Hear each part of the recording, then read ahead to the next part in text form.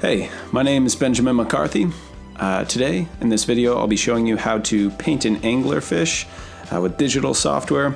I use Sketchbook Pro. You can use whatever. I use a Wacom Intuos Pro Paper Edition, but you could use whatever. And basically, I'll just be showing you my process, giving you all the tips and tricks I possibly can. And yeah, that's that. All right, let's get started. So to begin, I'm sketching out the anglerfish, just getting a loose pencil sketch. If you look to the left side, you'll see the tool I have selected. Once again, I'm using Sketchbook Pro.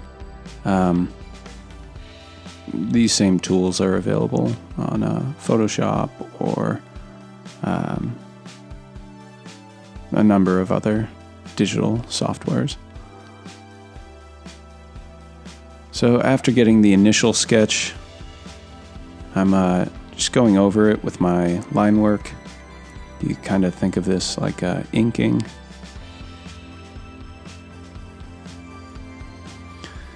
You can customize your tools too. You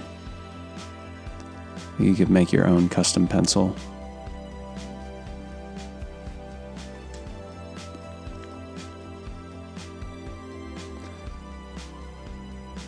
So really at this stage, I'm just trying to get a more accurate representation of the anglerfish. As you can see, I put that side fin on the right in a different spot than I initially did, because the first sketch is just supposed to be really quick. I left the original layer under there to add a little bit more noise to the picture. By that, I just mean some more texture, just some more visual interest there, so it's not so flat looking. And speaking of flat, I'm laying in the flat colors, just getting all of the most basic colors that I possibly can. Really not trying to take too much time on this, and then just kind of mashing them together with the blending tool. You can look on the right there to kind of see what tool I have selected.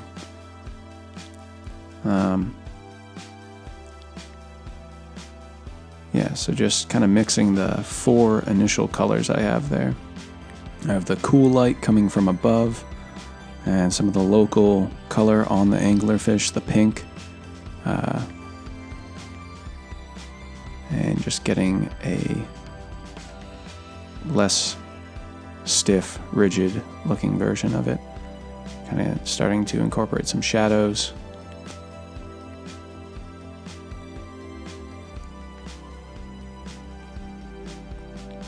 Alright, and here I'm coming in with the airbrush. This is when it's going to start coming to life.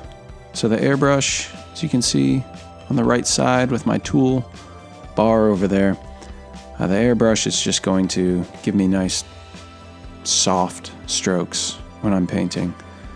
And now I'm trying to define some more mid-tones, not really going for the super dark areas yet. I think it's usually wise to be kind of doing all the mid area before you go for the super dark areas and the super light areas.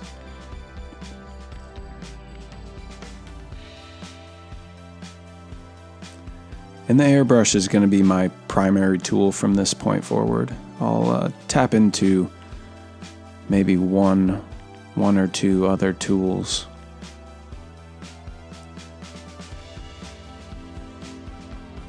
I didn't mention this before, but the third tool down on the toolbar on the right side, that kind of tan looking paintbrush, that's what I use to fill in the flat colors.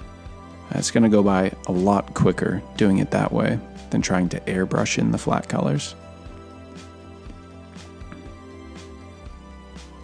And that way they're fully opaque and have no translucency to them.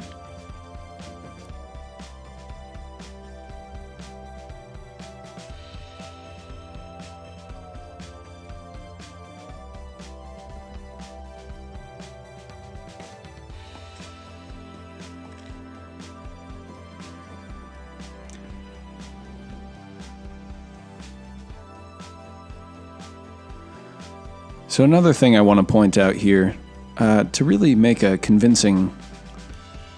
strong image, you're going to want to have areas that are sharper and areas that are softer, and really only your focal point should be sharp. Everything else that isn't the main point of focus, you really should soften those edges. And so the airbrush comes in handy for that. It's always going to be soft.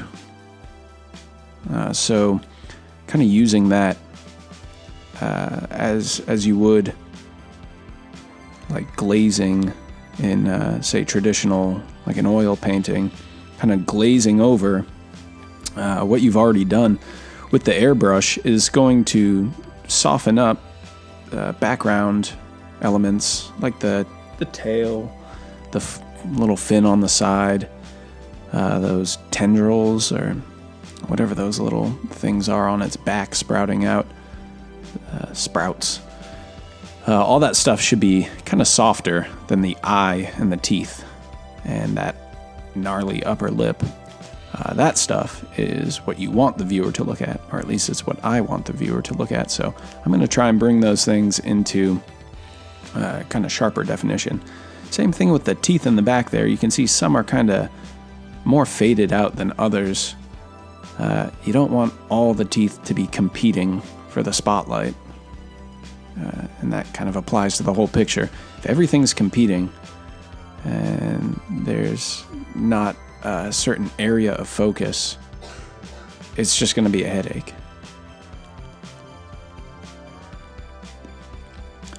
So if you look to the right side, I've got my layers.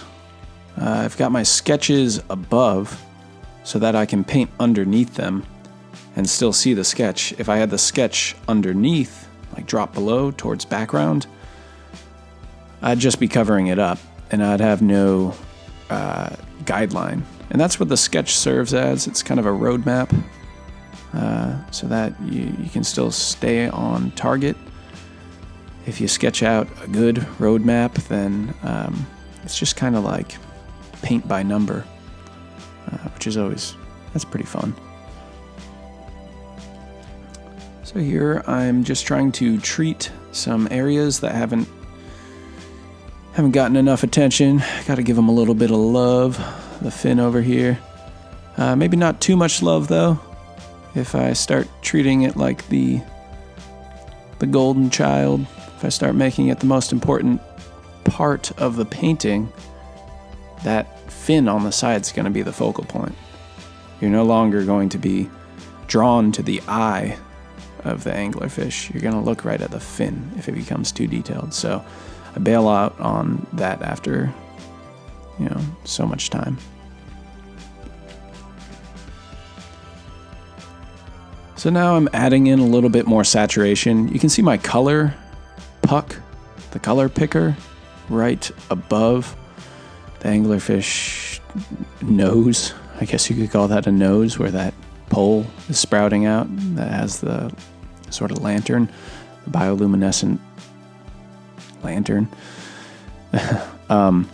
That color puck is where I'm picking all my colors, and I'm kind of getting more saturated in the front. So you can see there's some hot pink in there.